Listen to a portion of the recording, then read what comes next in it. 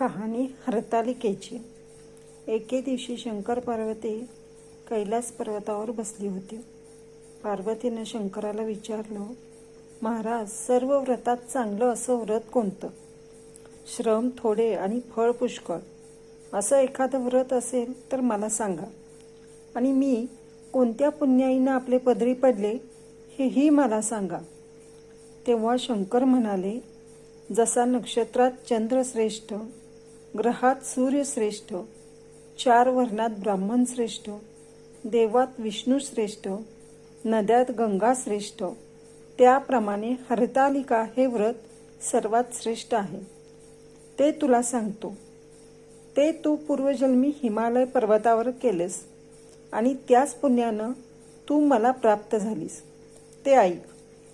हे व्रत भाद्रपद महिन्यातील पहिल्या तृतीयेला करावं. ते पूर्वी तू कसं केलंस ते मी तुला आता सांगतो. तू लहानपणी मी तुला प्राप्त व्हावं म्हणून मोठं तप केलंस.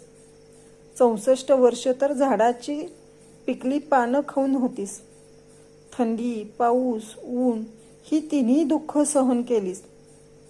हे तुझे श्रम पाहून तुझ्या बापाला फार दुःख झालं व अशी कन्या कोणाला द्यावी अशी त्याला चिंता पडली. इतक्यात तिथं नारद मुनी आले. हिमालयानं त्यांची पूजा केली व येण्याचं कारण विचारलं. तेव्हा नारद म्हणाले, तुझी कन्या उपवर झाली आहे. ती विष्णूला द्यावी. तो तिचा योग्य नवरा आहे. त्यानेच मला तुझ्याकडे मागणी करण्यास पाठवले आहे.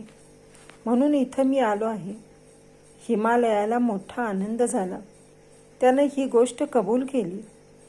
नंतर नारद तिथून विष्णूंकडे आले. त्यांना ती ही हकीकत कळवली व आपण निघून दुसरीकडे गेले. नारद गेल्यावर तुझ्या बापानं ही गोष्ट तुला सांगितली. ती गोष्ट तुला रुचली नाही. तू रागावलीस. असं पाहून तुझ्या सखीनं रागवण्याचं कारण विचारलं.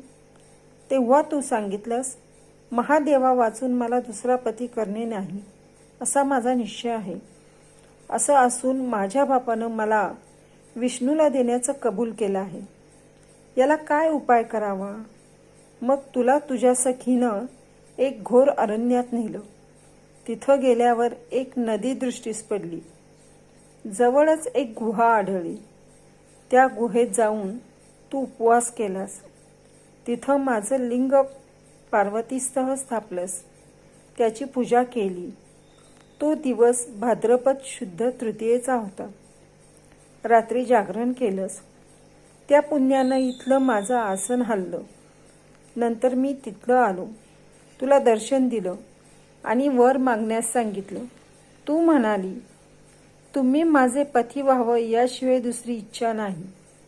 नंतर ती गोष्ट मी मान्य केली. मी गुप्त झालो. पुढे दुसऱ्या दिवशी ती व्रतपूजा विसर्जन केलीस. मैत्रिणीसह त्याचं पारणं केलंस. इतक्यात तुझा बाप तिथे आला. त्यानं तुला इकडं पळून येण्याचं कारण विचारलं. मग तू सर्व हकीकत सांगितली. पुढं त्यानं तुला मलाच देण्याचं वचन दिलं. तुला घरी घेऊन गेले. मग काही दिवसांनी चांगला मुहूर्त पाहून मला अर्पण केली. अशी या व्रतानं तुझी इच्छा पूर्ण झाली. याला हरतालिका व्रत असे म्हणतात. याचा विधी असा आहे, ज्या ठिकाणी हे व्रत करायचे असेल त्या ठिकाणी तोरण बांधावं. केळीचे खांब लावून ते स्थळ सुशोभित करावं. पुढं रांगोळी घालून पार्वतीसह महादेवाचं लिंग स्थापन करावं. षोडोपचारांनी त्याची पूजा करावी.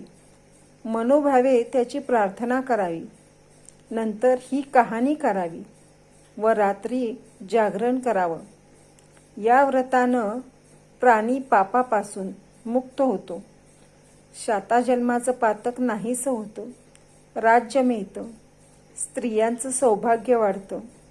ह्या दिवशी बायकांनी जर काही खाल्लं तर 7 जन्म वंध्या होतात. दरिद्र येतं. पुत्रशोक होतो. कहाणी ऐकल्यावर सुवासिनींनी यथाशक्ती वाण द्यावं. दुसरे दिवशी उत्तर पूजा करावी आणि व्रताचं विसर्जन करावं. ही 60 उत्तराची कहाणी 5 उत्तरी सफळ